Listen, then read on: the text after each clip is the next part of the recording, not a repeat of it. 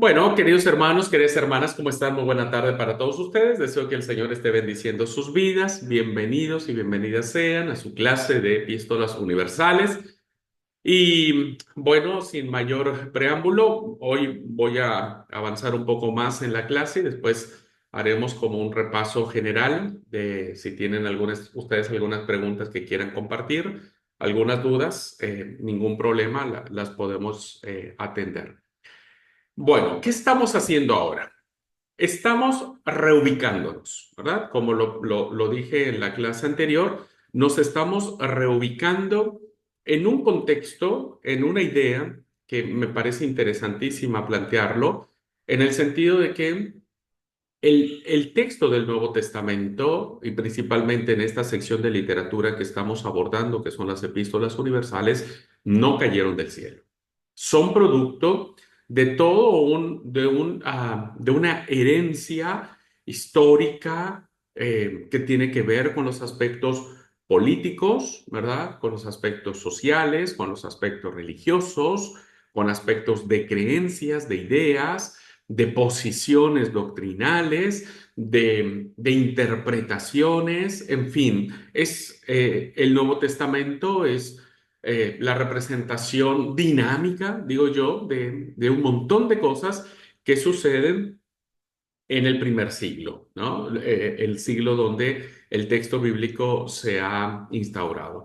Bueno, vimos un poco, hermanos, todo lo que era la época babilónica con el cautiverio del reino del sur, la época persa, ¿no? Con el edicto de Ciro el regreso a Jerusalén, y la época griega con Alejandro Magno, en donde el judaísmo, ¿verdad?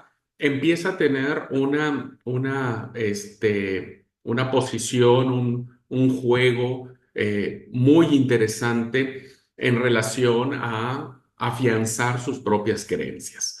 Y no es hasta, parece ser, que la aparición de este personaje, la desolación de la cual habla el libro del profeta Daniel con Antíoco Epífanes IV, que se da esta situación de persecución, ¿verdad? Hay una gran revuelta, diríamos, en cuanto a las cuestiones religiosas. Un grupo de judíos quiere seguir siendo judío y otro grupo de judíos quiere cambiar y ser griegos o helénicos, y eso se complica mucho la situación. Bueno, en estos disturbios, ahora Roma vence a Grecia, ¿no?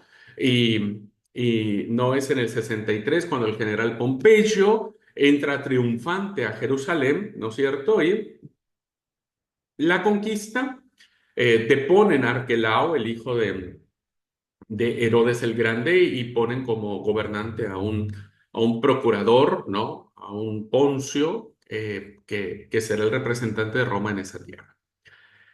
Bueno, más o menos eso viene, ya lo hemos analizado en otras materias y en otros contextos, solamente, insisto, lo estamos haciendo para reubicarnos en tiempo, forma y espacio. Pero ahora voy a abarcar algo que va a influir o que se va a notar mucho en la literatura del Nuevo Testamento, y voy a compartir la pantalla. Bueno, esta literatura que nosotros encontramos del Nuevo Testamento va a tener que ver con, bueno, esto ya lo vimos, las obras de Herodes, con las instituciones judías, ¿verdad? Ahora sí, nosotros nos encontramos con estas influencias de instituciones que los judíos fueron afianzando en la época griega, ¿no? En la época griega. Y que ya para el primer siglo, pues había grandes influencias de las instituciones de los judíos.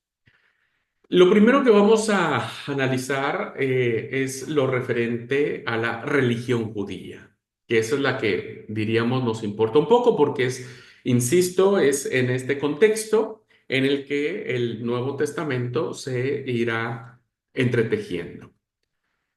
Desde el cautiverio que fue en Babilonia, hasta el término de la etapa del silencio, cuando se escucha una voz en el desierto, muy propia del pensamiento isaiano, ¿no? O del profeta Isaías, que decía voz que clama en el desierto. Bueno, esa voz que clama rompe este silencio que se creía había, había terminado. Y entonces, durante ese tiempo, cuando se da la aparición de Juan el Bautista, la religión hebrea había sufrido una evolución hasta el judaísmo en los tiempos de Jesús. Fue cambiando, fue creciendo. Se originan estas tradiciones después de la destrucción del templo, la forzosa cesación de la liturgia, porque evidentemente cuando el templo se destruye, pues termina el lugar donde se hacen los sacrificios, ¿no? No hay donde sacrificar. Pues recuerden que solamente se hacían los sacrificios en el templo. Y consecuentemente se habilitan, se establecen o surgen, diríamos, por primera vez, la llamada diáspora, en la llamada diáspora, la sinagoga, que es la reunión congregada. Empiezan a surgir las sinagogas. Y esto es un dato interesante, ¿por qué? Porque como el templo no estaba, pues habría que tener un lugar de reunión donde se tendría uno que congregar para seguir meditando sobre la Tanaj, ¿no? Principalmente en la sección de la Torá. Tenemos aquí, vean ustedes hermanos, cómo toda la comunidad judía tenía una sinagoga en cada ciudad, porque como el templo no estaba, pues habría que construir sinagogas en las ciudades más importantes, pues para que se llevara a cabo las acciones litúrgicas. Así que toda comunidad judía tiene una sinagoga. Después de la restauración de Palestina y la construcción del templo, porque se hace el segundo templo en la época de la restauración, la sinagoga, ¿verdad? Cumple una función, más bien una triple función. Estos centros de reunión, diríamos ahora nuestros, no, sí, nuestros templos, nuestros lugares de reunión. Primero era una escuela local, ¿no? Donde se enseñaba la Torá, donde se hacían las interpretaciones, donde se predicaba. Luego era un centro comunal, es decir, donde principalmente los varones se reunían para discutir diversos asuntos. Y también una sede del gobierno, es decir, que esta figura sinagogal, ¿no? Tenía cierta influencia y cierto poder en la tradición judía. Y su forma de gobierno era la congregacional, quienes podían ser los líderes de una sinagoga. Bueno, se necesitaba entre 10 a 12 ancianos para poder construir uno de estos centros, ¿no? Que era, insisto, era importantísimo para las ciudades que estaban lejanas de Jerusalén, principalmente en las regiones del norte, ¿no? Porque las regiones del norte, Galilea, donde el Señor Jesús influyó o tuvo su ministerio, pues les quedaba relativamente lejos. Entonces, la sinagoga venía a cumplir esto y era gobernada o liderada por 10 o 12 ancianos y esto era suficiente para poder construir una sinagoga. Para su construcción, lo que ven allí en la foto es algo parecido, ¿no? De las sinagogas antiguas. Para su construcción se seleccionaba el punto más alto de la ciudad, recordando siempre que Jerusalén está en alto, ¿no? O en las esquinas de la calle, nunca en medio de una calle, siempre en una esquina, y se ponía un asta que sobrepasaba las demás casas para identificar que allí era una sinagoga. La sinagoga, hermanos, estos centros de escuela comunal y sedes de gobierno, también simbólicamente se dividía en lugar santo y lugar santísimo como el templo de Jerusalén. Evidentemente no había sacrificios, ya lo expliqué, no había el velo, no estaba nada, pero simbólicamente las sinagogas estaban divididas también en estas secciones y en el lugar santísimo, ¿verdad?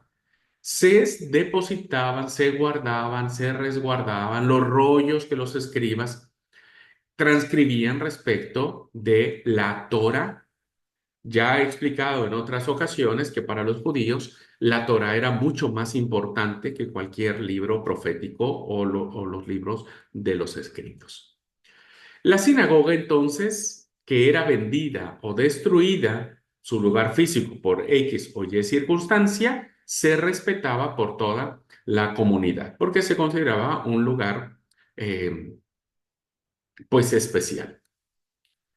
Y es donde Jesús entra en el Evangelio de Lucas, en una de estas sinagogas, en uno de estos lugares, con todo este ambiente para leer el libro del profeta Isaías, ¿no? Donde dice el Espíritu del Señor está sobre mí. Va muy de acorde a estas circunstancias diríamos, religiosas, ¿no? De lo que era el centro de reunión de los judíos. Luego tendríamos que hablar del templo. Evidentemente, el templo se ponía o se representaba como lo más sagrado, ¿no? O sea, el templo cuando se reconstruye y toma de a poco su esplendor y viene Herodes el Grande y lo magnifica, pues imagínense ustedes, era evidente el poder tan grande que pudo haber tenido este lugar físico del templo. Herodes reemplazó el templo construido en la restauración del siglo VI, ¿no? En la época de la restauración. Recuerden que Herodes lo amplía por un templo magnífico para congraciarse con los judíos. Tenía que hacer alianzas y sabía que los judíos, lo más importante para ellos era el templo. Permítame un segundo, me voy a conectar mi computadora, si no.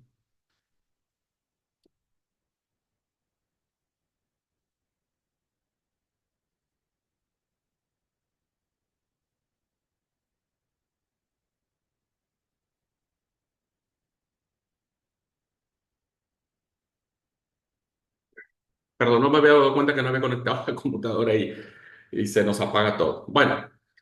Empezó la construcción en el año 20 antes de Cristo y termina aproximadamente en el 64 después de Cristo.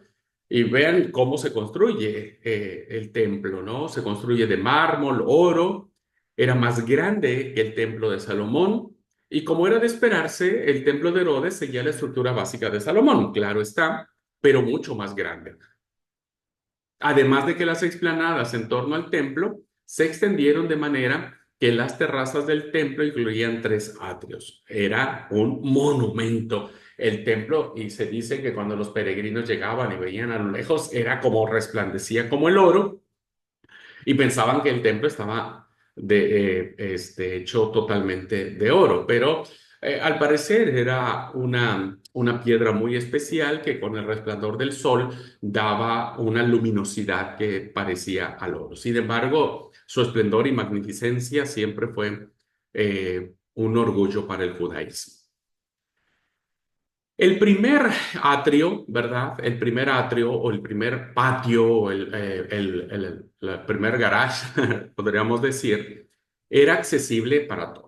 Todos podían entrar y se le llamaba el atrio de los gentiles, ¿no? Y quedaba separado del atrio anterior por un borde de piedra, como les dije en la figura de la clase pasada, había un borde de piedra donde había inscripciones en griego y latín que anunciaban, fíjense, la pena de muerte para el gentil incircunciso que atravesara o se atreviese a traspasar ese límite. Entonces, nadie podía pasar, ¿no? Si es un prosélito, sí, porque eran judíos, eran paganos convertidos al judaísmo y ellos podían entrar, pero el gentilismo como tal, no. Ese era el atrio de los gentiles.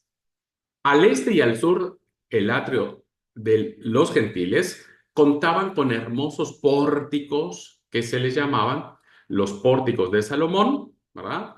Que le vemos en el pasaje de Juan 10:23 y de Hechos 3:11, ¿no? ¿Cómo se llama? En la sanación del hombre paralítico, ¿no? O pórtico real. Este atrio estaba reservado, perdón, el atrio interior, el primero es el atrio de los gentiles, el que estaba delantito del muro que separaba, era reservado para los judíos, ¿no? Para todos los de nacionalidad o de herencia judía o los famosos prosélitos, y se dividía en dos partes: el atrio de las mujeres y el atrio de los israelitas. Las mujeres siempre en ese contexto fueron segregadas. Hombres y mujeres evidentemente estaban separados. Bueno, el tercer atrio, que estaba mucho más adentro, estaba reservado para el atrio de los sacerdotes, que en ese lugar, en ese espacio, estaba el altar para llevar a cabo los holocaustos. Bueno, por fin, en la parte más recóndita de la inmensa estructura, estaba el templo con las tres partes tradicionales del vestíbulo: el vestíbulo, el lugar de los panes de la preposición, el lugar santo y el lugar santísimo, ¿no? Que eran los lugares más sagrados de, de toda la tierra, diríamos. Bueno, en la esquina noroeste de estos recintos sagrados, Herodes construyó la famosa fortaleza Antonia como un símbolo de cómo el poder militar, ¿verdad?, estaba muy ligado con el poder religioso. Y esta mezcla de poder militar y poder religioso nunca ha sido muy buena combinación en ninguna sociedad. Bueno, entonces el templo, como dijimos, era más o menos detallado de esa forma. Ustedes lo vislumbraron mucho mejor en la clase del Pastor Esdras cuando tuvieron su clase de liturgia, así que bueno, eso ustedes ya lo saben mejor que yo. Bien, una vez que hemos pasado por estas instituciones que surgen de los centros de estudio distribuidos en toda la Palestina, que son las sinagogas, el templo que residía sí o sí en Jerusalén, vamos a ver cómo el judaísmo nunca estuvo integrado, diríamos. No podemos hablar de un solo judaísmo, porque hablar de un solo judaísmo es hablar de un pueblo que piensa igual, que considera las cosas de igual importancia, y las interpreta, las comprende de manera conforme, ¿no? No, no. El judaísmo también se dividió en varias facciones, o en sectas, o en partidos, como querramos llamarlo, que en algunos momentos estas sectas de los judíos pudieron convivir, pero hasta cierto punto entraron en profundos choques, ¿no? Los primeros de ellos, que eran los más importantes, eran los fariseos, ¿no? Se piensa que recibieron su nombre del hebreo parusim, es decir, significa separados, como apodo un tanto sarcástico, ¿no? Esta era la secta más grande y influyente del Nuevo Testamento, y la única que sobrevivió después de la destrucción de Jerusalén en el año 70. Después de la destrucción del templo, parece ser que ellos perduran un tiempo más. No duran tanto, pero sobreviven. Se acepta generalmente que los fariseos descendieron de los jadiseos que lucharon al lado de los macabeos por la libertad religiosa. Y se dice que, ¿verdad? Se dice que eh, los jadiseos, o los separados, como se le llamaba, que pelean al lado de los macabeos, ¿no? Se dice que los fariseos influyen, de alguna manera influyen para que el libro de los macabeos no se considere dentro del canon, porque los veían como enemigos, ¿no? Como enemigos. Entonces, porque después la lucha de los macabeos se pervierte después, o sea, inicia con un objetivo bueno y después se convierte en otras cosas. Bueno, se dice también que quizás derivaron del grupo de escribas empleados por los jadiseos, bueno, pero más o menos vienen de esa época los fariseos. Probablemente estamos en el año 100 antes de Cristo. Los esenios Los esenios, otro grupo, se separan de los fariseos por considerar que se acomodaban demasiado al ambiente político. En cuanto a los primeros, es decir, los fariseos, los representantes más importantes del fariseísmo era a través de dos escuelas, que incluso estas dos escuelas, pues había puntos en donde no concordaban, la escuela de Hillel y la escuela de Shammai, ¿no? Y evidentemente estas escuelas interpretaban, algunas más conservadoras, la de Hillel, y algunas más liberales, como la de Shammai, interpretaban los textos bíblicos, ¿no? Los textos bíblicos. Eh, y entonces, estos se oponían como laicos a la aristocracia de los sacerdotes profesionales. La doctrina que consideraban los fariseos, consideraban inspirado todo el Antiguo Testamento. Para los fariseos, todo el Antiguo Testamento era palabra de Dios. Creían en los espíritus buenos y en los espíritus malos. Creían en la inmortalidad del alma y la resurrección. Y observaban rigurosamente la ley oral. Estos son básicamente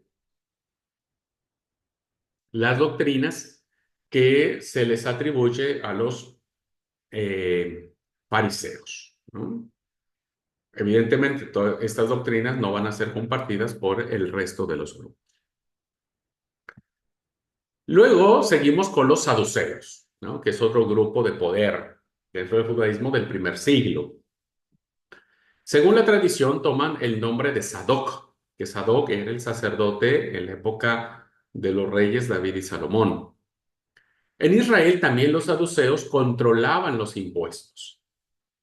Al principio, o sea, eran los de la plata. Al principio, los saduceos no eran un grupo religioso, pero con el tiempo, para defender sus intereses, se ponen del lado del grupo que quiere helenizarse. Hasta la mitad del siglo I controlaban el Sanedrín. Eran los que partían plaza en el Sanedrín, pues por la plata, ¿verdad? Después, al serles quitado el poder secular, primero por los celotes, que ahora vamos a hablar de ellos, y después por los romanos, terminan desapareciendo del judaísmo. Eran menos que los partidarios de los fariseos, pero sí ejercían el poder político y formaban parte de la élite aristocrática de la ciudad de Jerusalén.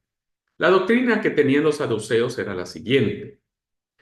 Ellos no aceptaban todo el Nuevo Testamento como palabra de Dios, solamente reconocían los primeros 5 libros de la ley, es decir, la Torá, ¿no? La Torá. Rechazaban la ley oral, ¿no? Solo se atenían a lo que decía Moisés. Eran racionalistas, es decir, eran muy pragmáticos, todo lo pensaban y simpatizaban mucho con el movimiento helénico. Negaban la inmortalidad y la resurrección del alma. Y negaban también la existencia de los ángeles y los demonios.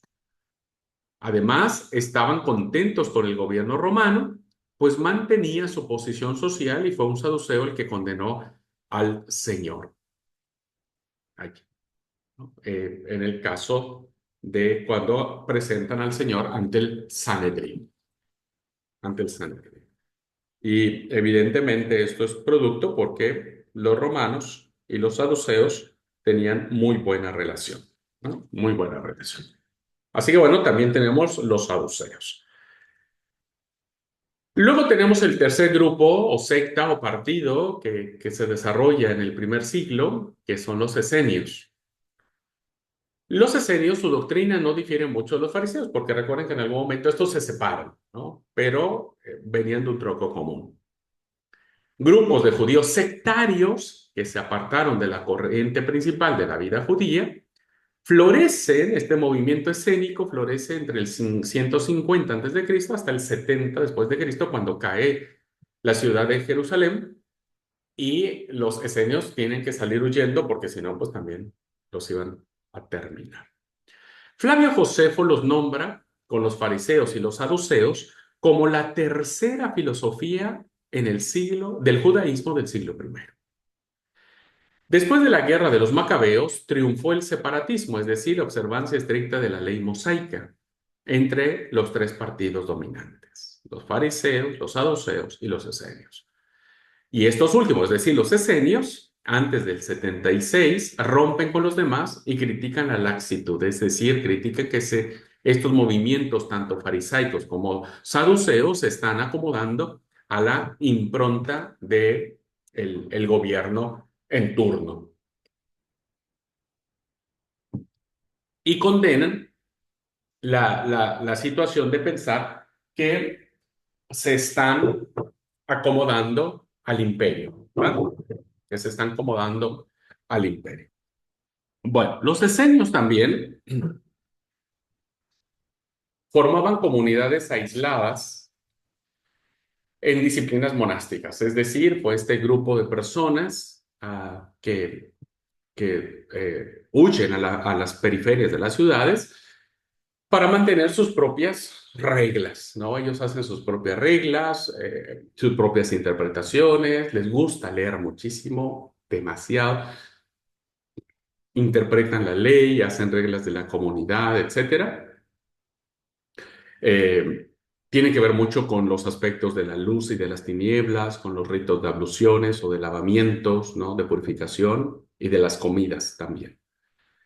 Los esenios se consideraban como el pueblo escatológico de Dios, el del nuevo pacto. Extremadamente escrupulosos, creían que su cumplimiento de la ley traería la intervención divina en forma de guerra que pondría fin al mundo. Eran ascéticos, es decir, en algunas cosas las comidas eran frugales, no tenían posesiones como tal, ¿no es cierto? Y algunos, luego en algunas comunidades fue como una regla general, se abstenían de relaciones sexuales, ¿no? Evidentemente no podían casarse, ¿no? La doctrina que tenían los esenios es que la humanidad se divide en dos categorías. Como les dije, los hijos de la luz, que en una guerra ellos pensaban saldrían victoriosos y gobernarían el mundo y pelearían contra los hijos de las tinieblas. Hay un concepto teológico muy fuerte entre luz y tinieblas o luz y sombra que maneja las ideas escénicas. Esperaban la venida de un Mesías en su carácter de rey, sacerdote y profeta, o sea, que cumpliera estas tres características muy propias del Antiguo Testamento. Algunos sugieren que Jesús y Juan el Bautista eran esenios, pero sus conductas eran incompatibles con la doctrina de los esenios.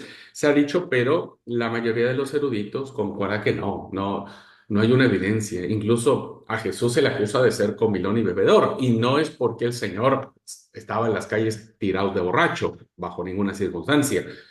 Pero al Señor le gustaba comer, ¿no es cierto? Le gustaba la convivencia, la relación con la gente, cosa que los esenios no lo tenían.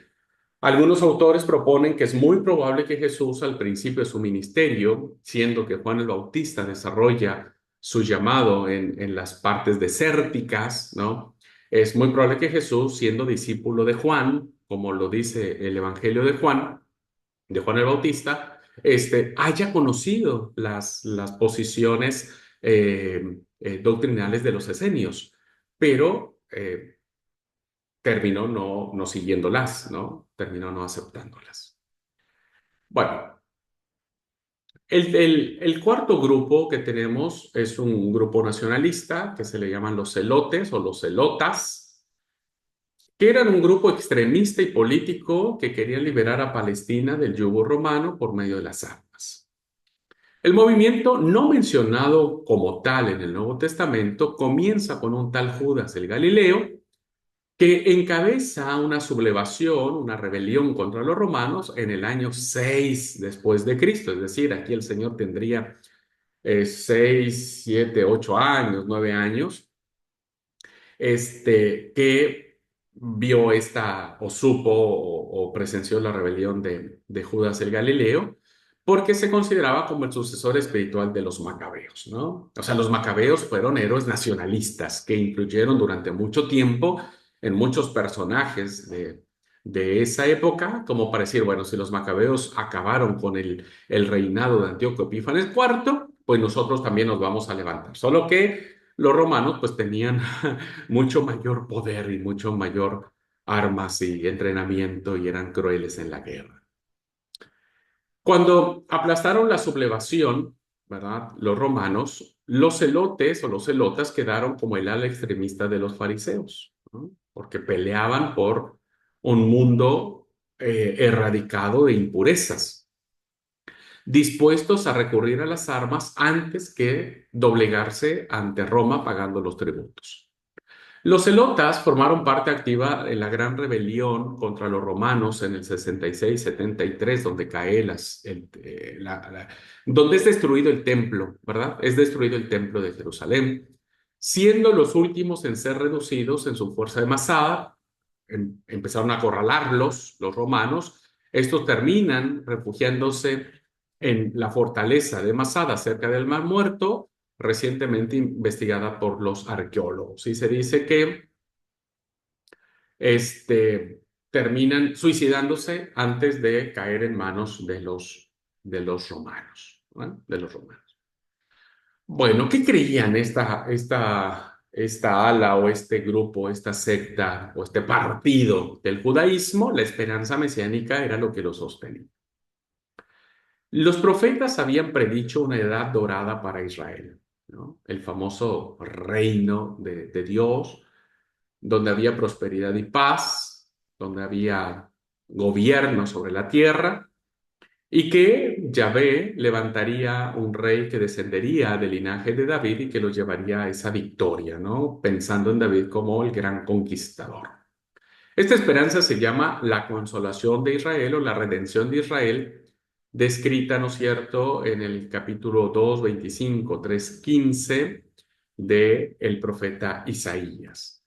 Había también una expectativa que Dios enviaría un profeta como Moisés y Elías, tal como lo menciona el profeta Malaquías en el capítulo 4, versículo 5, que vendría ellos, y cuando vemos en Mateo un poco el tema de estos personajes que se dejan ver en la transfiguración. Bueno, algunos pensaban, los celotas, algunos pensaban que Dios aparecería y terminaría con el mundo, ¿no? Insisto, muy en línea de decir, vamos y vamos a matar a todos y todo va a ser destruido y Dios va a triunfar a través de su Mesías. Pensaban también que el Mesías sobrenatural limpiaría la tierra para que reinasen ellos, ¿no? Ellos se consideraban como el brazo ejecutor de la justicia de Dios y por lo tanto estaban dispuestos a dar su vida, ¿no? Hoy hay muchos de esos, desafortunadamente, principalmente el mundo musulmán. Que el Mesías, creían ellos, conquistaría a los romanos y establecería un reino político, ¿no? Un reino político donde hubiera un rey, donde hubiera palacio, donde todo se sujetara al Mesías y hubiera una vida llena de paz y de gozo. Y también los celotas, los religiosos, trataban de apagar la esperanza mesiánica por no provocar a los romanos y así mantener su situación. Los fariseos, en cambio, pensaban que solo observando la ley divina vendría el reino mesiánico. O sea, para los fariseos habría que observar la ley de Dios, ¿no? La palabra de Dios, entonces el reino del Mesías vendría. Para los celotas habría que eh, esperar al Mesías en este contexto de guerra, de confrontación, de victoria, y ellos dijeron, vieron, nosotros teníamos la razón, el Mesías vino en esta condición y nos rescató a todos. Bueno, hasta ahí entonces, hermanos, el tema, ya también hemos hablado mucho de estos grupos, pero es importante volverlos a retomar porque, como lo vamos a ver, por ejemplo, en la carta de Santiago, perdón, no es a Santiago, la carta de Santiago tiene que ver mucho con estas posturas, la carta a los hebreos, consecuentemente, porque la carta a los hebreos tiene que ver con las cuestiones del templo, ¿no es cierto? Y de lo que significa la llegada del Mesías, porque Hebreos nos va a presentar al Mesías como un cordero que se entrega, como un sacrificio, ¿no? Y para los celotas, evidentemente lo que menos imaginan al Mesías es a una persona degollándose como Apocalipsis, ¿no? El Cordero Inmolado. O como hebreos a un Mesías que se entrega como un corderito, ¿no es cierto? Y que es sacrificado. Entonces, estas ideas, hermanos, de las cuales están allí muy latentes, que son muy fuertes, los fariseos, los saduceos, los esenios, los celotas, son las doctrinas o las corrientes del pensamiento judío que van a tener contacto los escritores bíblicos, ¿no? Eh, Pablo, ser un judío de la diáspora, evidentemente que estudiaba todo esto, tan es así que él era fariseo. Entonces hay que entender un poco el fariseísmo para poder entender las posturas que Pablo va a aprovechar a su favor, ¿verdad? Porque Pablo no va a renunciar a las creencias farisaicas, no las va a renunciar, las va a usar a su favor para generar confusión. Pero evidentemente estas ideas, estas doctrinas, estas formas de ser, de pensar, pues va a provocar, ¿no es cierto?, cierta, no sé si influencia, llamarla influencia o cierto contacto con los que van a escribir los libros del Nuevo Testamento, ¿no? Bueno, por eso es importante que lo volvamos a retomar y no lo pierdan de vista. No lean estos libros, Hebreos, Santiago, Pedro y Judas, aislados, hermanos. No los vean aislados. Véanlos siempre en el contexto de lo que estamos manejando. ¿Ok?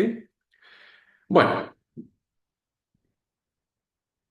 luego tenemos el mundo del Nuevo Testamento en un contexto histórico en el momento en que Jesús ministra, ¿verdad? Vamos a ver un poco ya del ministerio de Jesús.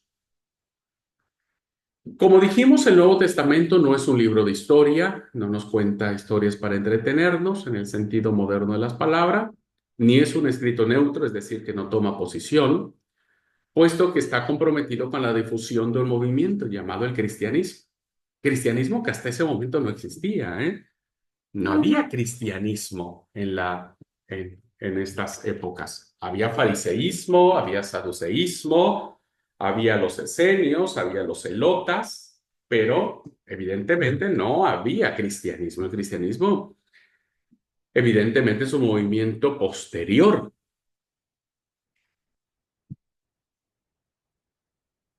Durante siglos, la convicción de que la Biblia es un libro inspirado fue un motivo para confiar en los evangelios, principalmente los evangelios.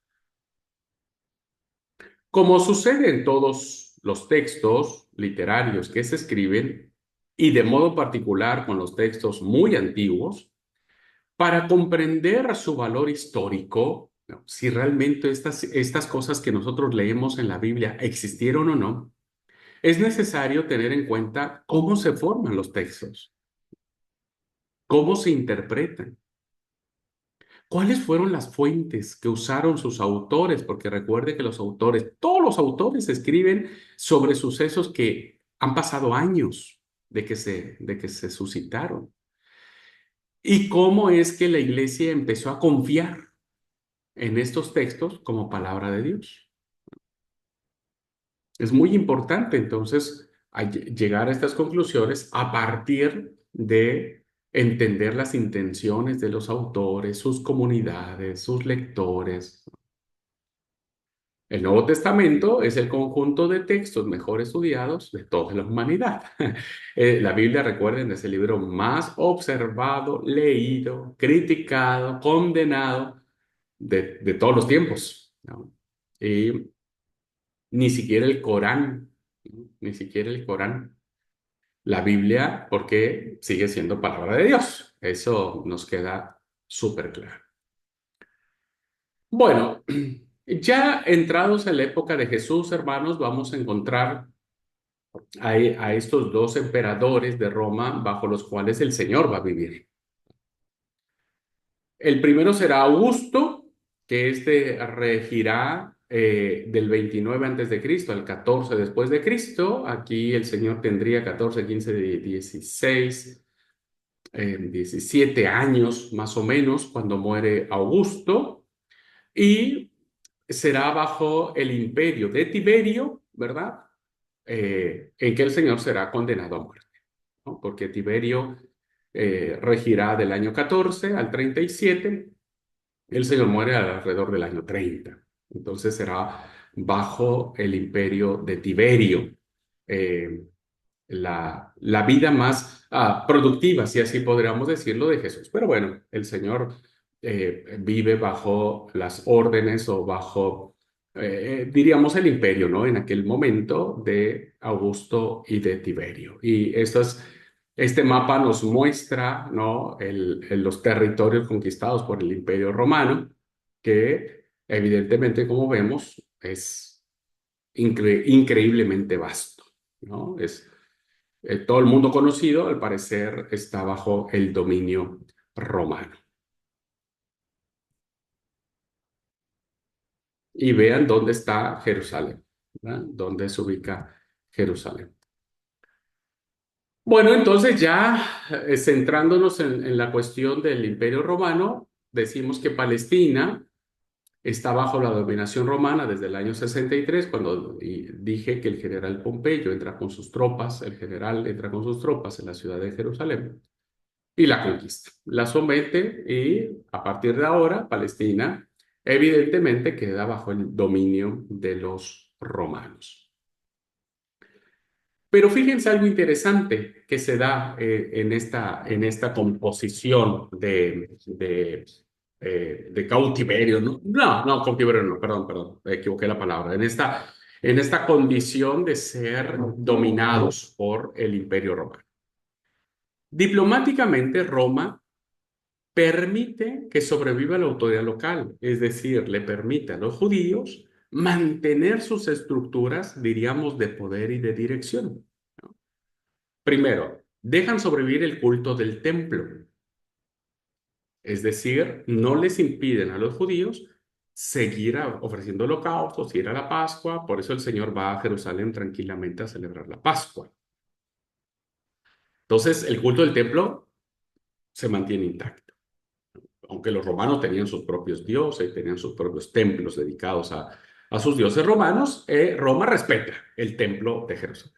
Consecuentemente, con el templo tiene que subsistir la autoridad del sumo sacerdote. Recuerden que el sumo sacerdote era el jefe máximo que había en el templo y el Sanedrín era la composición de los magistrados tipo el Senado romano, ¿no es cierto? En donde el Sanedrín dictaba todo, ¿no? Leyes, hacía pequeños juicios, se le daban como ciertas atribuciones legales, ¿no? No todas, no todas. No podían dar condena de muerte a ningún ciudadano romano porque eso solo le correspondía a Roma. Además de mantener o dejar que los judíos tuviesen esta, diríamos, moderada libertad en sus autoridades, también se les va a eximir a los judíos del servicio militar, porque el militar o el soldado romano le rendía culto a César, ¿no? Sí o sí tenía que rendirle culto a César o al emperador romano. Y evidentemente, pues eso era incompatible con la idea de monoteísmo que tenía el judaísmo. Y los exime también a el culto a la imagen del emperador. Por eso es que durante mucho tiempo fueron tolerados. Esa es la palabra. Fueron tolerados y dijeron, bueno, ok. Los romanos tampoco le daban mucha bolilla, ¿no? A las cuestiones religiosas. No le daban mucha importancia y bueno, por lo tanto, no, al principio no tuvo problema. Después sí, ya cuando viene la persecución contra los cristianos, principalmente, bueno, los cristianos se oponen a rendirle culto al emperador. Pero bueno, en ese momento, cuando el Señor Jesús es niño, es chiquito, es adolescente, jovencito, bueno, todas estas cosas se están dando alrededor. Y bueno, no solo el Señor, hablando de los discípulos, ¿no? También los discípulos fueron niños, adolescentes, jovencitos, y todos los que tuvieron que ver en la composición del Nuevo Testamento. Por lo tanto, con la venia del Imperio Romano, en el judaísmo se forma un tipo de estado teocrático, ¿no? Es decir, que es gobernado por Dios, diríamos, a través del sacerdote y del Sanedrín, que el Sanedrín era controlado por los saduceos, ¿no? por los saduceos. Pero bueno, era un estado semi-independiente, insisto, tenía ciertas facultades, pero estaba ocupado militarmente, es decir, en las calles de Jerusalén eh, caminaban las tropas romanas, ¿no? Evidentemente, Israel nunca estuvo lejos de la observación ni de la influencia romana y también no dejó de pagar tributo. O sea, les dio esa oportunidad, pero tenían que pagar los impuestos. Y evidentemente el Señor, los discípulos y todos los demás, pues pagaban sus impuestos, ¿verdad? Y es en este contexto, principalmente, donde el grupo de los celotas, pues les da mucho más bronca, ¿viste? O sea, no pueden tolerar que ¿cómo se llama? Eh, eh, campesino, como el señor, un carpintero, un constructor, como lo era él, que apenas llegaba a fin de mes y demás, y que todavía le quitaran la poquita plata que tenía.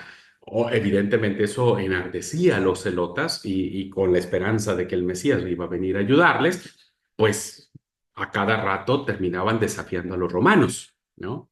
Y los romanos terminaban matándolos, crucificándolos. Así que bueno, es en este ambiente, hermanos, donde se genera todo este tipo que hemos venido trayendo del Nuevo Testamento. Bien, los gobernantes locales que tenemos para esas fechas, primero tenemos a Herodes el Grande, eso ya lo explicamos, el rey de Galilea, Samaria, Judea y Idumea. Herodes Antipas, que es hijo de Herodes el Grande, que será el rey de Galilea y de Perea. Arquelao, que será el tetrarca, perdón, de Judea, Idumea y Samaria. Y vendrá un personaje, ¿verdad?, que estará muy presente en los evangelios, llamado Pilato, ¿no? Poncio Pilato, que será el gobernador romano de Judea, perteneciente a Siria del año 26 al 36. Y otro personaje también que tiene influencia es Caifás, el sumo sacerdote saduceo, que es el que condena al Señor a muerte, ¿no? Solo que él no puede dar a muerte, sino que él lo manda con Pilato para que Pilato decrete la ejecución. Bueno, aquí en el mapa, hermanos, tenemos los reinos, tenemos la Galilea, ¿no? La, la Galilea. Herodes el Grande reinó todo esto, ¿no? Cuando se muere, deja Antipas, la parte norte, aquí es donde el Señor va a vivir, básicamente, la Galilea, en la parte norte, Nazaret, principalmente, y todos los relatos de los evangelios va a ser alrededor del mar de Galilea, ¿verdad?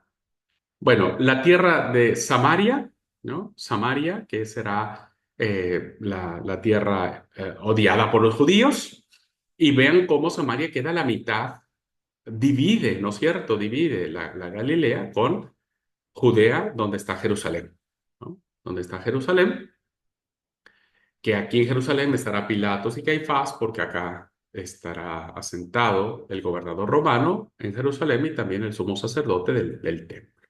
Ujú. Así que bueno, en esencia, hermanos, estos serán el lugar donde se desarrollarán muchos de los eventos que nos narrarán los evangelios. Ahora, hablando un poco de Santiago, por ejemplo, Santiago va a tener un profundo sabor jerosolimitano, ¿verdad? Santiago, el hermano del Señor, que es la carta que vamos a leer, vendrá a ser parte de este ambiente de Jerusalén, ¿verdad? De Jerusalén. Bueno, para que más o menos también nos vayamos dando cuenta de estas situaciones. Y como dijimos, Jesús nace entre el 5 al 6, no sabemos ahí. Algunos lo plantean entre el 4, ¿no? 4 y 6, 5 y 6.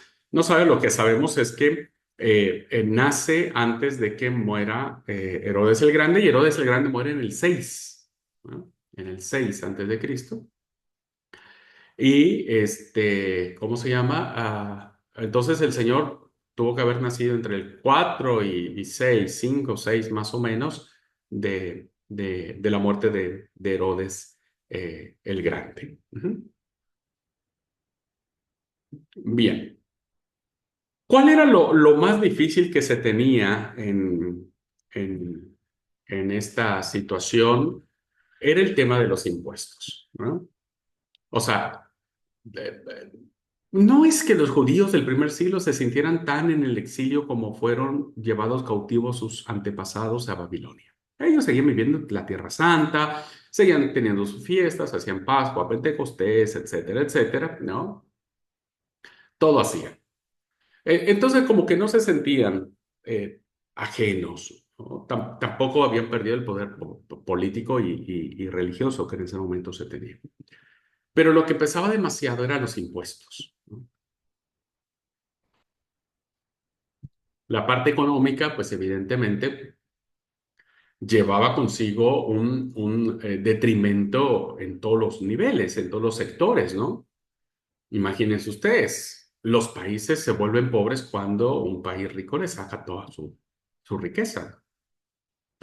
O el gobierno autoritario le saca al pueblo su riqueza, ¿no? No digamos Argentina, para no decir mucho, pero es decir, todos pagaban fuertes impuestos a Roma, fíjense, porque Roma decía, ok, yo te concedo eso, pero los romanos no eran pagos tampoco. Entonces decían, me vas a dar el 25% de toda la producción o del negocio que tengas. Imagínense, 25%. Los que tenemos algún negocio y haces cuentas, es montonal, ¿no? Montonal, porque no solo tenés que pagar los gastos fijos, no solamente tienes que reinvertir, no solamente tienes que pensar en agrandar tu carpintería o tu curtería o comprar más borregos para el pastoreo o qué sé yo. Ahora, el 25% era la cuarta parte del total de lo que alguien ganaba, pero evidentemente eso era muchísimo.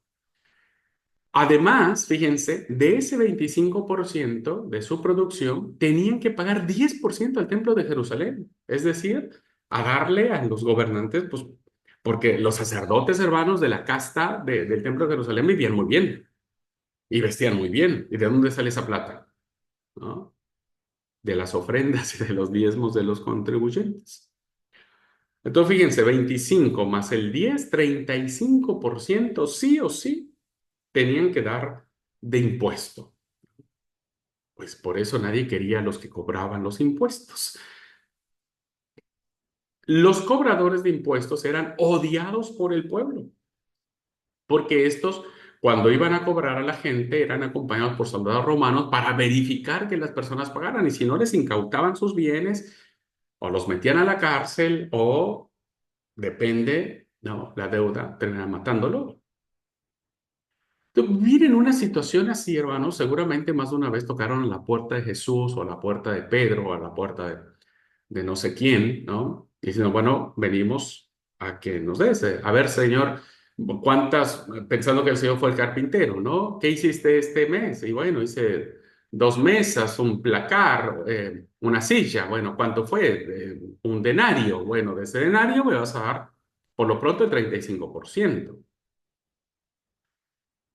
Pues no, imagínense, por eso es que nadie quería y por eso ver a un discípulo de Jesús siendo un recaudador de impuestos, pues es muy chocante, ¿no? Es muy chocante.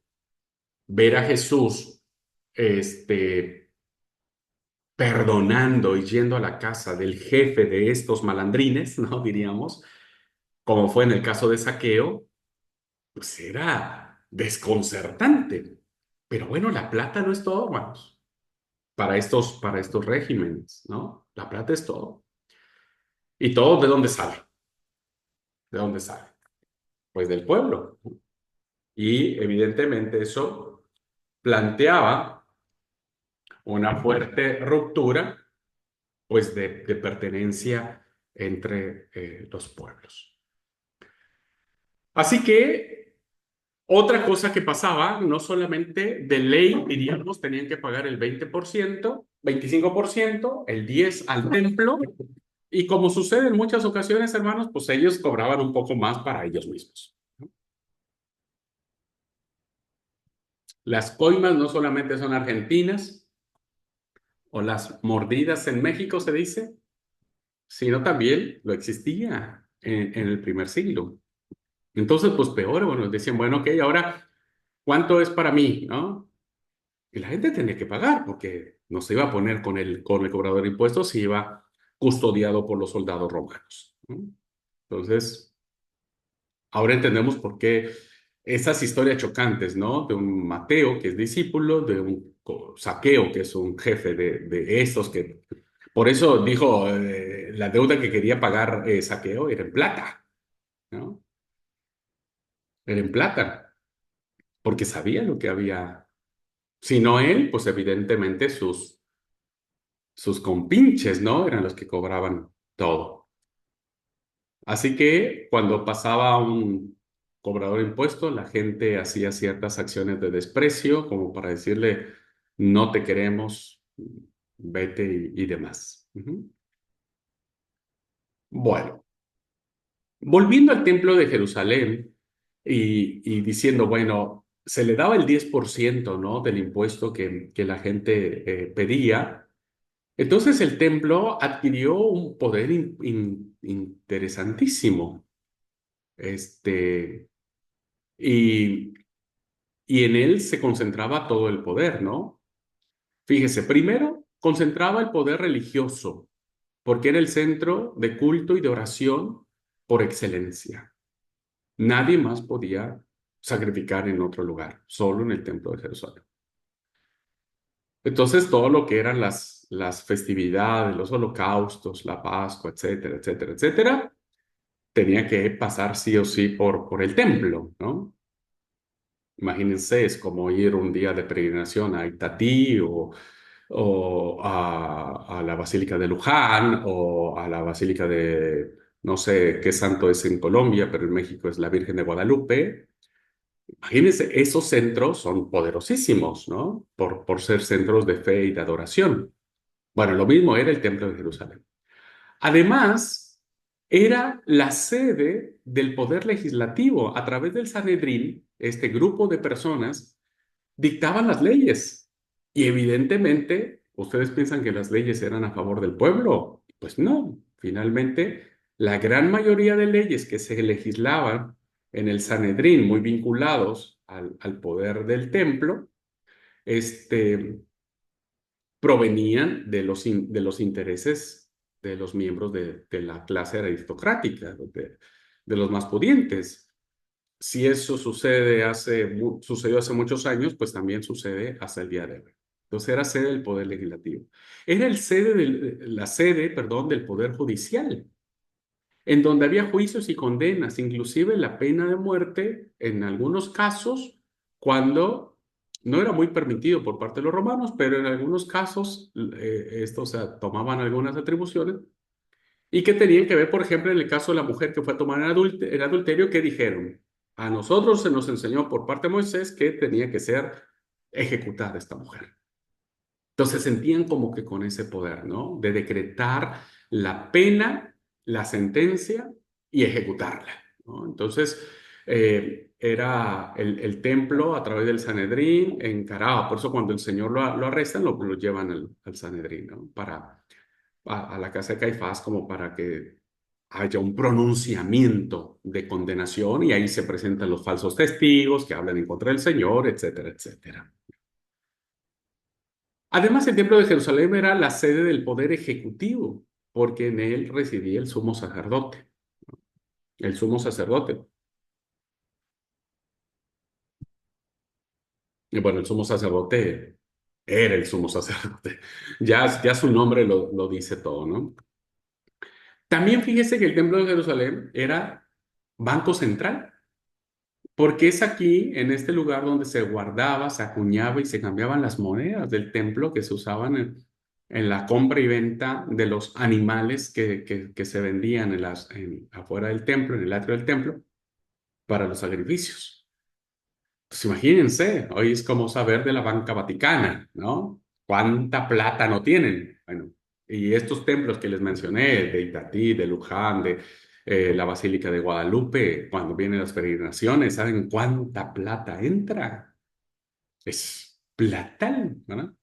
que nadie fiscaliza tampoco, que nadie va y le dice, te voy a dar tanta plata y te voy a dar el recibo para comprobar después de que recibí tanta plata. Y no. Entonces, pues también el Templo de Jerusalén generaba ciertos dividendos y demás. Y además, el Templo de Jerusalén se había convertido en un mercadeo y matadero de animales. Es decir, se hacían las ferias, ¿no? Las ferias francas o los tianguis, como se dice en otros países, donde, bueno, se hacían todos los business, los negocios, veía el mejor precio, el mejor postor y se mataban los animales porque había que hacerlo de ciertas formas. Entonces, había gente como que se especializaba para eso. Y finalmente, como dije, el Templo de Jerusalén estaba a un costado del cuartel general del ejército romano con esta simbología, ¿verdad? Con esta simbología de el poder político, perdón, el poder militar, evidentemente político, ¿no? El poder militar con el poder religioso, ¿no? Entonces, estos dos poderes fueron terribles. Vean ustedes, la Edad Media, por ejemplo, la etapa de la Edad Media, donde se ah, confluyeron estos dos poderes, eh, por eso se le llama la etapa del oscurantismo, ¿no? Porque fue una etapa muy oscura, donde una persona detentaba el poder religioso, político y militar. Esto causó gran problema. Bueno, esto mismo sucedía en el templo de Jerusalén. Bueno, como dijimos, los grupos dominantes eran los fariseos, los saduceos, los sacerdotes de Jerusalén, ¿no? Eran los que dominaban ahí, los que partían la torta, ¿no? O el pastel, como se dice en otros lugares. Eran los que hacían, eh, los que mandaban. Bueno, hablando un poco del Sanedrín, para que tengamos idea, el Sanedrín eran bancadas compuestas por partidos, un tipo Cámara de Diputados, senadores, opuestos entre sí, que estaban entre los dos grupos de poder más importantes, ¿no? Si estuviéramos en Estados Unidos, entre los demócratas y los republicanos, acá que los peronistas y los de la Libertad Avanza, bueno, en ese caso eran los fariseos y los saduceos, ¿no? Que eran los que debatían y se imponían y hacían acuerdos y demás. El cargo de sumo sacerdote era comprado a Roma. Roma era el que sabía en quién y bueno, hay que pagar la plata para estar allí, imagínense. Hoy quiere ser diputado o senador, paga igual. Que debía ser un jefe religioso, pero también jefe del Ejecutivo, del Legislativo y del Judicial, además de la emisión o cambio de monedas, cobro de impuestos, venta de animales. Imagínense el poder que tenía el sumo sacerdote. Por eso el Señor no tuvo mucho contacto con ellos, ¿no? Y era como su congreso y el Sanedrín se conformaba, hermanos, acá en una letra que casi no se ve, por 70 miembros. El Sanedrín lo conformaban 70 miembros. Bueno, los otros grupos, como ya dijimos también, eran los esenios, los celotas. Aquí vemos otro subgrupo más, ¿no es cierto? Que eran los campesinos. Los campesinos no eran personas bien recibidas en la comunidad, ¿eh?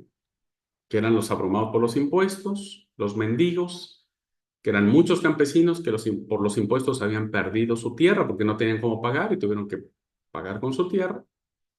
Y esto causaba pues, un grave problema social, ¿no? Por eso Jesús viene en un contexto interesantísimo, hermanos, ¿no? De una, diríamos, pobreza profunda, de una deshumanización profunda, y por eso su mensaje refulgura de una manera excepcional. Solo que hoy nosotros no lo vemos porque nosotros ya nos criamos en contextos con ciertos lujos, ¿no? Con ciertas comodidades, con ciertas luces. Pero en la época de Jesús no, ¿no? Había situaciones muy lastimeras, situaciones denigrantes, etcétera. Y el grupo social más infrahumano eran los impuros, los enfermos, principalmente los leprosos y todo enfermo contagioso que pudiera ser con sus heridas, su sangre, su saliva, etcétera. ¿no? Nadie quería a estas personas. Incluso no se trataban como personas, se trataban como objetos sin dignidad, los aventaban en lugares solitarios, descampados, etcétera.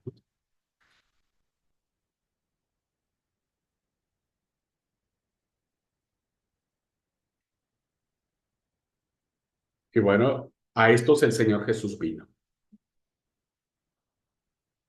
Y finalmente los extranjeros, siempre odiados por los judíos, porque recuerden que había un grupo de judíos que decían que solo los judíos se iban a salvar y nada más que los judíos. Bueno, aquí entramos en una situación más teológica, espiritual, que tenía que ver con los pecadores. Los pecadores eran personas generalmente pobres que tenían en común el estigma de haber transgredido alguna de las numerosas normas de pureza. Fíjense, había alrededor de más de 600 mandamientos entre prohibiciones y mandatos. Solo los instruidos podían llegar a conocer estas instrucciones. El pueblo común y corriente ni siquiera las conocía, ¿no? Es como tenemos un manual de doctrina hoy.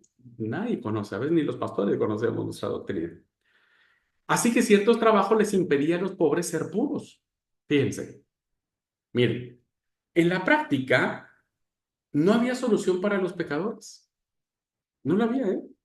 Fíjense, teóricamente, las prostitutas podían purificarse mediante un complicado proceso de arrepentimiento, purificación ritual y expiación para que sean perdonadas de su prostitución.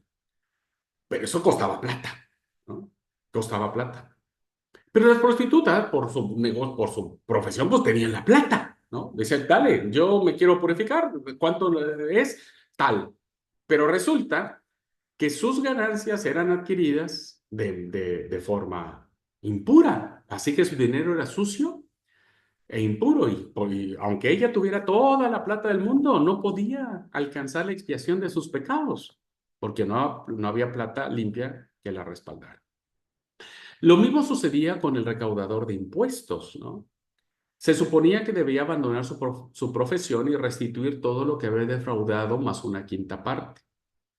Los ignorantes debían someterse a un largo proceso de formación antes de que pudieran estar seguros de que ya estaban limpios.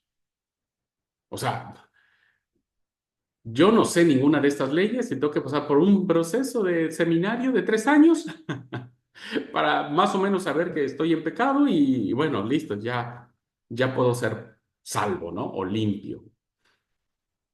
Ser pecador era, por consiguiente, cuestión de fatalidad, ¿no?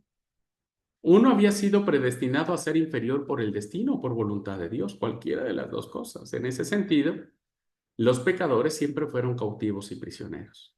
Eso fue lo diferente que se anunció en el mensaje de Jesús, ¿no? Los pecadores eran excluidos de la vida social al punto de no poder asistir a las sinagogas. Para muchos pecadores era imposible escapar a su condición. Pues si bien podían purificarse mediante el arrepentimiento y sacrificio de expiación, ello significaba el desembolso de dinero. Ese era el otro problema, ¿no? El otro problema es que había pecadores que es decir, tenían buen trabajo, diríamos, no eran prostitutos ni prostitutas, ¿no es cierto? Pero llegar a la purificación de sus pecados había que desembolsar plata. ¿Y qué pasaba? Pues no tenían plata, porque eran pobres. Significaba el desembolso de dinero que casi nunca tenían. Y si lo tenían, como en el caso de la prostituta o de otros trabajos que eran mal vistos, como los curtidores, ¿no? Que era un trabajo sucio. Ustedes saben que un curtidor de piel huele horriblemente mal, horriblemente mal. Entonces su plata era impura, ¿no es cierto? Aunque él no hacía nada malo, pero su plata era impura. Entonces no podía utilizar la plata. ¿Qué sucedía en ese tiempo? Pues que estaban condenados sin remedio a la exclusión social. No había esperanza. Y es en este contexto donde el mensaje de Jesús tiene mucho que ver. Y Santiago va a hablar mucho de esto, ¿no? La carta de Santiago va a hablar acerca de esto. Y bueno, Pedro también nos va a explicar un poco sobre esto y por eso es importantísimo ver cómo era la condición de los pecadores en el tiempo de Jesús. Hebreos va a decir, vos no necesitas plata, sos prostituta, no necesitas pagar nada. El Señor se ha sacrificado una vez y para siempre para hacer santos a todos, a la prostituta o al campesino que no tiene plata para pagar la propiedad. No necesita plata, solo necesita creer. Y eso lo incluye dentro de la familia de Dios. El concepto que había antes era, no tenerlo te excluye de la sociedad. Pero en el mensaje de Jesús reflejado en estas cartas de sabiduría es inclusión, ¿no? Formas parte de la familia de Dios. Formar parte de la familia de Dios. Y bueno, ¿qué decir de los enfermos crónicos? O sea, de aquellos leprosos eran despreciados, pues eran mirados como malditos de Dios. ¿Quién pecó? ¿Esto o sus padres? O sea, hay un pecado y el pecado tiene que ser castigado. Dios tuvo que castigar. Qué terrible es eso, ¿no? Ser despreciado. Puesto que era Dios quien castigaba sus pecados, las curaciones eran miradas como contrarias a la voluntad divina, fíjese, hasta ese punto, ¿no? O sea, si Dios te castigó, Dios no puede levantar el castigo. Por eso si alguien sanaba, decía, no, este hizo trato con otra gente. No había ni siquiera esa libertad de decir. ¿Por qué creen que el inválido agarra a Pedro y a Santiago, como lo vimos en la clase de Hechos, ¿no? Los agarra como diciendo, ellos, no, no crean que yo hice algo raro, ellos fueron, ¿no? Fue a través de lo que ellos me dijeron. Y esto, queridos alumnos, pues era terriblemente complicado en el tiempo de Jesús, ¿no? En el tiempo de Jesús. Los oficios que se encuentran, perdón, dentro del catálogo de oficios despreciados eran los que no podían practicar el descanso sabático por la situación, el caso del cuidado de los animales hay que darles de comer.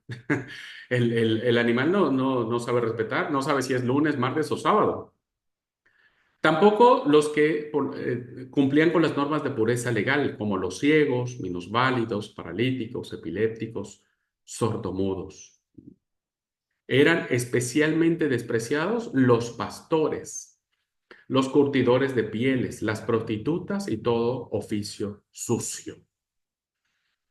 ¿Por qué creen que Lucas, hermanos queridos, elige a un puñado de pastores para que ellos reciban la teofanía de la revelación del nacimiento de Jesús? ¿Quiénes escuchan el canto de los ángeles, esa revelación teofánica? Los pastores son los primeros que reciben el anuncio. Y uno siempre dice, así los pastores, o ahora un pastor de ovejas es alguien muy lindo, qué sé yo, todos apreciamos. Tengo muchos hermanos que cuidan a ovejas y los queremos un montón. Pero en aquel tiempo no, porque resulta que los pastores a veces eran medios manchados o medios pasados de la raya, porque como cuidaban a veces su ganado en la noche, eh, a veces dejaban que las ovejas pasaran del lado del vecino, diríamos, se morfaran todo el pasto verde y luego los traían a su lugar, ¿no? Entonces por eso nadie los quería, como diciendo, mira, este tipo, nadie quería a los pastores. Sin en cambio, y además porque es muy sucio, ¿no? Es muy sucio. Pero los pastores fueron elegidos por Lucas para anunciar el mensaje de salvación. ¿Qué decir del trato de las mujeres, hermano? Las mujeres no eran estimadas en nada, ¿no? Eso ya lo sabemos. No podían elegir con quién casarse, no podían tener bienes, no debían hablar con nadie en la calle, no podían estudiar, no podían entrar en la sinagoga, sus oraciones no servían para nada y los maridos podían divorciarse de ellas porque no les gustó cómo cocinar o porque tenían un pequeño defectito, ¿no es cierto? Decía, no me gustan tus orejas. Bueno, listo, vamos a dar carta de divorcio. Qué terrible, ¿no?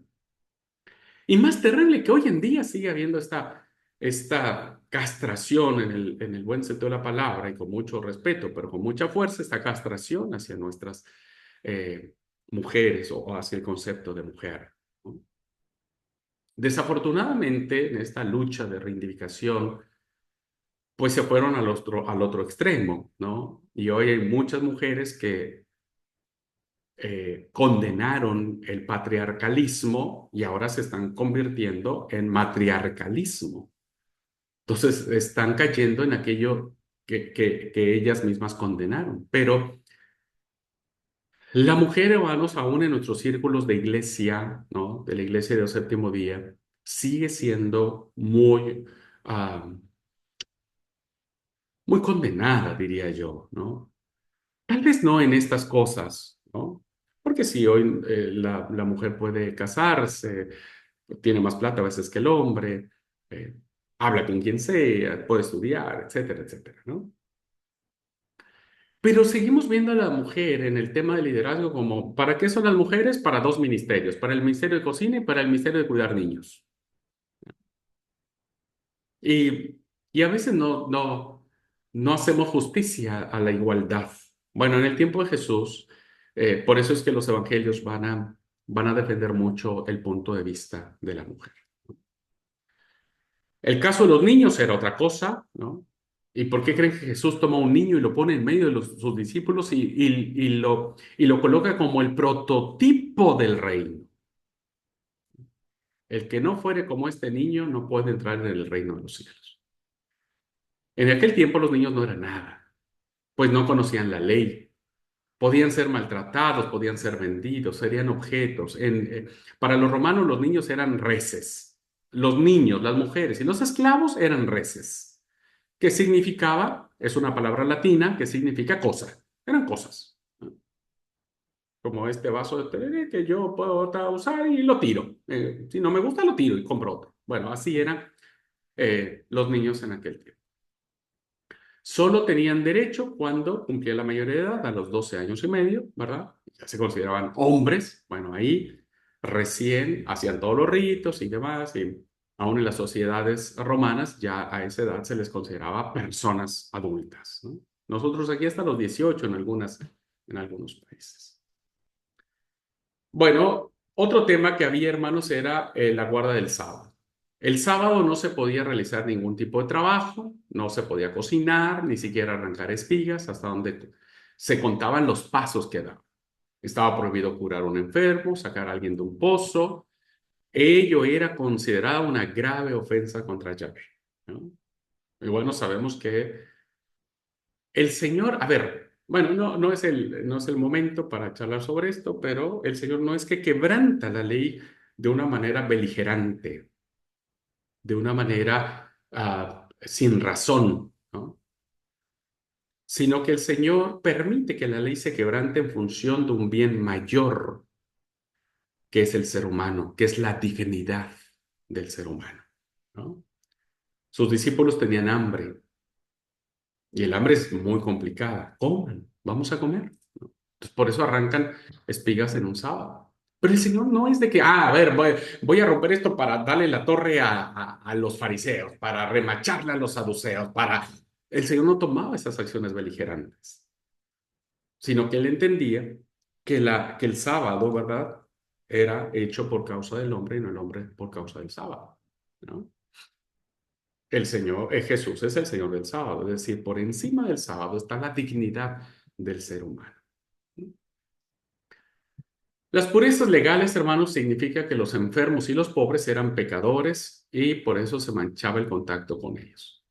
Se pensaba que quedaban impuros si tocabas un difunto, si tocabas un leproso, una mujer en sus días o en regla, o entrabas a la casa de un pagano. ¿Por qué creen que Pedro se puso a temblar cuando el ángel le dijo, andate a la casa de Cornelio? Ese pobre tipo transpiró porque no podía entrar a la casa de un pagano, ¿no? Era prohibidísimo, se iba a poner impuro. Por eso, para poder presentarse ante Dios después de un contacto impuro, necesitaba realizar el rito de la purificación, de la limpieza, del lavamiento, donde se hacía lavatorios con gestos y rezos en hebreo, idioma oficial casi desconocido por el pueblo. Y bueno, hermanos queridos, termino entonces la clase diciendo lo siguiente. Jesús nació, vivió y murió en este complejo entramado social de Palestina. Y es en esta sociedad donde se predica y se anuncia que el reino de Dios estaba cerca. Ante los conflictos y las realidades de su tiempo, Jesús no pasó de largo, no se hizo de la vista gorda, ¿no? Sino encarna su realidad y a partir de allí los textos bíblicos toman vida.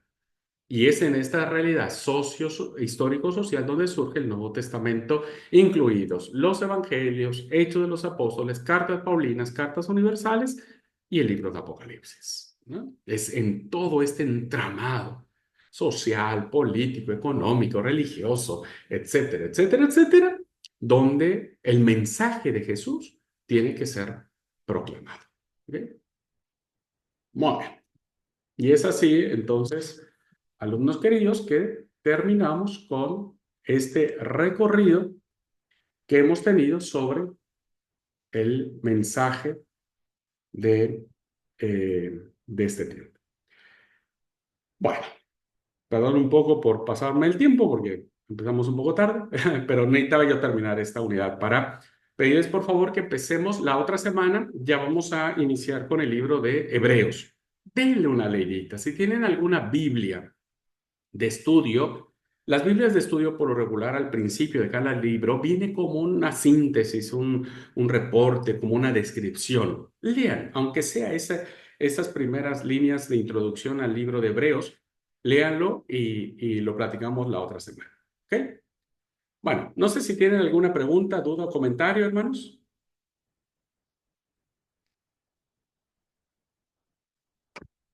Bueno, de alguna u otra manera habíamos visto estos temas en otro momento, me parece, pero para mí era importante, como dije, reubicarnos en esta situación.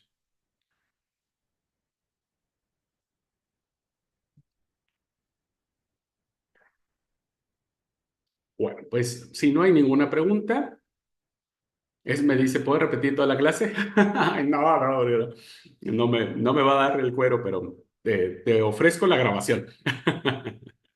Bueno, Dios les bendiga, hermanas, cuídense mucho, nos vemos la próxima clase, entonces iniciamos. Vamos a empezar a analizar la siguiente semana la carta a los hebreos. ¿Ok? Bueno, Dios les bendiga. Linda tarde para todas. Bendiciones.